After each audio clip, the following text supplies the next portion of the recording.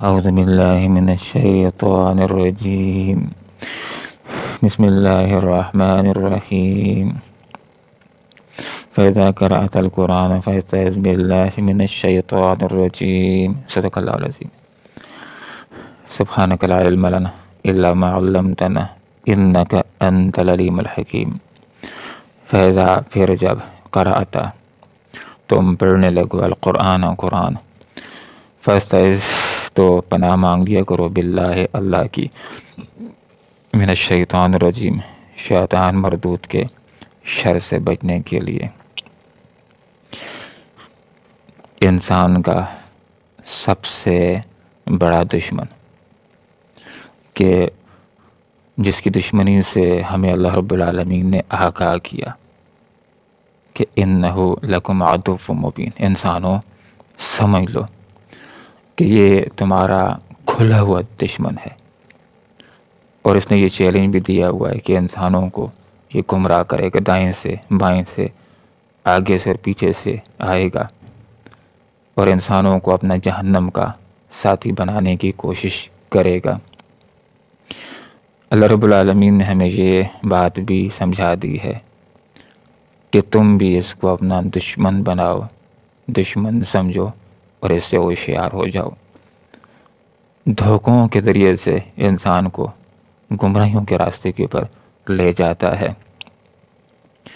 شیطان کی سب سے پہلی کوشش یہ ہوتی ہے کہ انسان کو نیک کام کرنے نہ دے، مسجد کی طرف آنے ہی نہ دے. اور جس وقت وہ دیکھتا ہے کہ میں اس میں ناکام ہو گیا ہوں، ایک آدمی نے مسجد کو آنا شروع کر دیا ہے، تو پھر وہ دیکھتا ہے کہ مسجد کے اندر اس کو کیسے بہکا دے. کبھی اس کو ریاکاری کے اندر ڈال کر کے انسان کے اعمال کو برباد کر دیتا ہے. شیطان کی پہلی کوشش یہ ہے کہ بندہ قرآن کے قریب نہ آئے، اور جو قرآن کے قریب آ جاتا ہے تو وہ حقیقت کے اندر اپنے آپ کے لیے نیکیوں کے راستے کو کھولنے والا ہوتا ہے. آپ صلی اللہ علیہ وسلم نے ارشاد فرمایا خیرکم من تعلم القرآن وعلمہ، تم میں سب سے بہتر ہے وہ کہ جو قرآن پڑھے اور اس کو پڑھائے. آپ صلی اللہ علیہ وسلم نے حجۃ الوداع کے موقع پر یہ ارشاد فرمایا، حدیث کا مفہوم ہے لوگوں تمہارے درمیان دو چیزیں چھوڑ کر کے جا رہا ہوں، اگر ان کو مضبوطی سے تھامے رہو گے تو کبھی گمراہ نہیں ہوگے، ایک قرآن اور دوسرا میری سنت. تو شیطان کہاں یہ ٹھنڈے پیٹوں برداشت کر سکتا ہے کہ کوئی انسان قرآن کے قریب آ جائے، نہیں آنے دیتا. اور جب کوئی قرآن کے قریب آ جائے، اس کو کھول کر کے پڑھنا چاہے تو پھر اس کو وسواس کے ذریعے سے گمراہ کرنے کی کوشش کرتا ہے. کبھی وسواس ڈالتا ہے کہ جس کتاب کو پڑھنے جا رہے ہو کیا واقعی اللہ کی کتاب بھی ہے؟ جس کتاب کو پڑھنا شروع کر رہے ہو اتنی صدیاں گزر گئی ہیں، کیا اس کے اندر کوئی تحریف نہیں ہوئی ہوگی؟ تو پہلے سے یہ بات سمجھا دی کہ جب قرآن پڑھنا شروع کرو تو اعوذ باللہ من الشیطان الرجیم پڑھو، تاکہ تمہیں وسواس کے ذریعے سے گمراہ کرنے کی کوشش نہ کرے. اس سے بچنے کے لیے یہ ضروری ہے کہ انسان اپنے آپ کو اللہ کی حفاظت کے اندر دے دے. ہم اس کو نظر آتے ہیں، وہ ایسا دشمن ہے کہ ہمیں نظر نہیں آتا.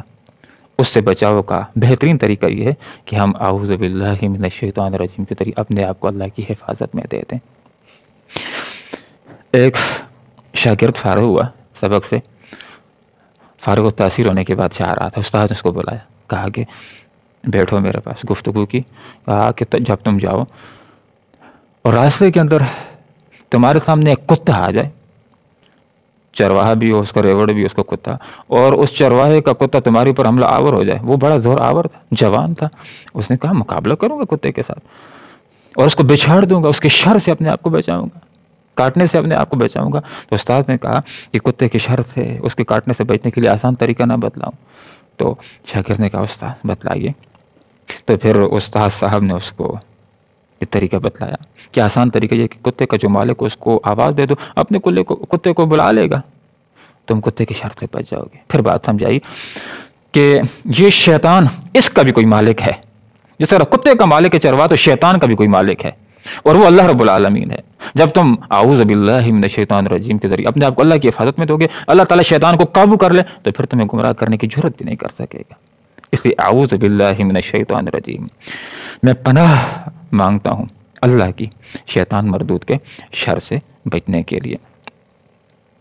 علماء نے یہ بات لکھی ہے، جمہور علماء کی یہ رائے ہے کہ قرآن کی تلاوت سے پہلے اعوذ باللہ من الشیطان الرجیم پڑھنا سنت ہے. بعض علماء اس کو واجب بھی قرار دیتے ہیں. انسان دو طرح کے ہیں.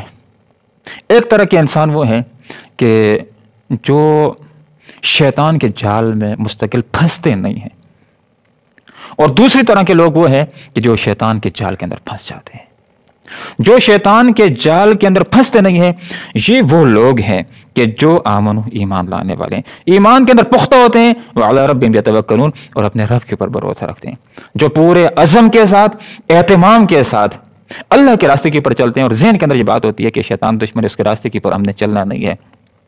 تو یہ پختہ فی الدین، ایمان کے اندر پختہ اور رب تعالیٰ کے اوپر اعتماد کرنے والے لوگ، یہ وہ لوگ ہیں کہ شیطان کے بہکاوے میں نہیں آتے. کہیں پر کوئی گناہ ہو جاتا ہے، غلطی ہو جاتی ہے تو فوراً توبہ کر لیتے ہیں. شیطان ان کے اوپر اپنا مستقل تسلط قائم نہیں کر سکتا، شیطان ان کو مستقل گمراہ نہیں رکھ سکتا. جو ہی کوئی خطا بھی ہو جاتی ہے تو یہ توبہ کر لیتے. اور کچھ لوگ تو ایسے بھی ہوتے ہیں کہ شیطان بھی ان سے ڈرتا ہے، اور یہ شیطان کا بھی ذہن بن جاتا ہے کہ اس بندے کو کم از کم میں گمراہ نہیں کر سکتا ہوں، اس سے مایوس ہو جاتا ہے. اس کے ذہن میں بھی آ جاتا ہے کہ اس کے اوپر وقت ضائع کرنے سے بہتر ہے کہ اور ہزاروں کو گمراہ کر لوں. حضرت عمر رضی اللہ عنہ جس گلی سے جاتے تھے شیطان وہاں سے بھاگ جاتا تھا. اس کو پتہ ہوتا تھا یہ ایمان میں پختہ بندہ ہے، اس کو میں گمراہ نہیں کر سکتا ہوں. تو جو آمنو، یہ اہل ایمان ہوتے ہیں اور رب کے اوپر توکل کرنے والے ہیں، وہ شیطان کی جال میں مستقل پھنستے نہیں. کہیں پر انسان خطا ہو جاتی ہے تو جو یہ احساس ہوتا ہے فوراً توبہ کر لیتے ہیں اور اللہ کے اوپر گزیدہ بن جاتے ہیں.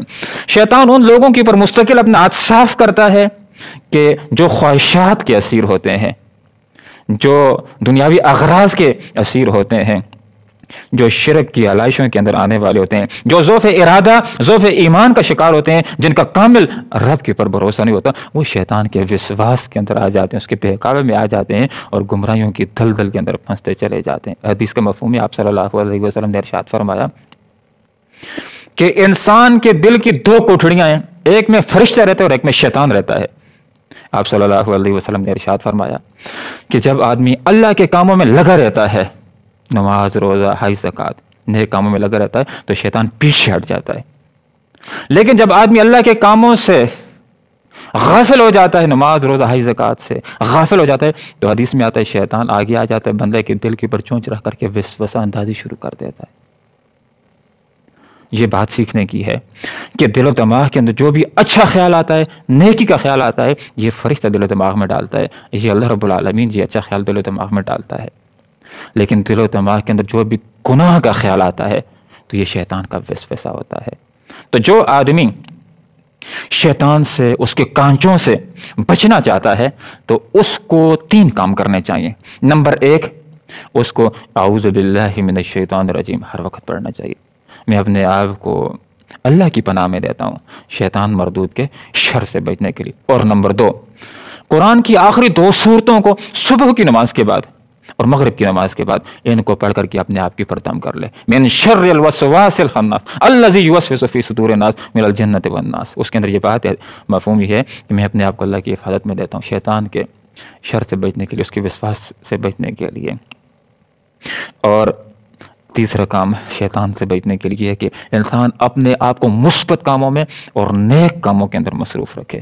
نماز میں، روزہ میں، حج میں، زکوٰۃ میں، تلاوت میں، نیک کاموں کے اندر مصروف رہے گا تو اس کی حفاظت ہوتی رہے گی. اور ایک مشہور مقولہ بھی یہ ہے کہ بیکار آدمی کا ذہن شیطان کی دکان ہوتا ہے. بالکل فارغ ہو تو پھر ایسا آدمی شیطان کے جال کے اندر پھنس جاتا ہے. اللہ رب العالمین سے ہم دعا کرتے ہیں کہ اللہ تعالی ہمیں اس دشمن سے کہ جو ہمیں جہنم میں دیکھنا چاہتا ہے اس سے اللہ تعالیٰ بچائے. اور اللہ تعالیٰ سے دعا کرتے ہیں کہ ہمارا دوست اللہ ہی ہو جو ہمیں جنت میں دیکھنا چاہتا ہے. اللہ کی رضا اور خوشی اس بات میں ہے کہ لوگ نیک ہوں اور جنت میں جانے والے ہوں. اللہ اس بات سے راضی اور خوش ہوتا ہے کہ لوگ جنت میں ہوں. جہنم میں بھیجنا یہ اللہ تعالیٰ کا عدل ہے، اور شیطان کی خوشی اس بات میں ہے کہ وہ شیطان لوگوں کو جہنم میں دیکھنا چاہتا ہے. اس کی سوچ یہ کہ انسان کی وجہ سے میں گمراہ ہوا ہوں، ذلیل ہوا ہوں، تو اس کو میں ذلیل کر کے چھوڑوں گا، جہنم کا ساتھی بنا کر کے چھوڑوں گا. اللہ رب العالمین سے دعا کرتے ہیں کہ اللہ تعالیٰ شیطان سے، اس کے وسواس سے ہمیں بچائے، اور اللہ تعالیٰ ہمیں جہنم سے بچائے اور جنت نصیب فرمائے. آمین. وآخر دعوانا الحمدللہ رب العالمین. فیضا پھر جب قرأت تم پڑھنے لگو القرآن قرآن فاستعذ باللہ تو پناہ مانگ لیا کرو اللہ کی من الشیطان الرجیم شیطان مردود کے شر سے بچنے کے لیے. انه بے شک واقع یہ کہ لیسا نہیں ہے لہو اس کو سلطان ان کوئی اختیار علی الذین ان لوگوں کے اوپر آمن جو ایمان والے ہیں وعلی ربهم اور اپنے رب کے اوپر یتوکلون بھروسہ کرتے ہیں.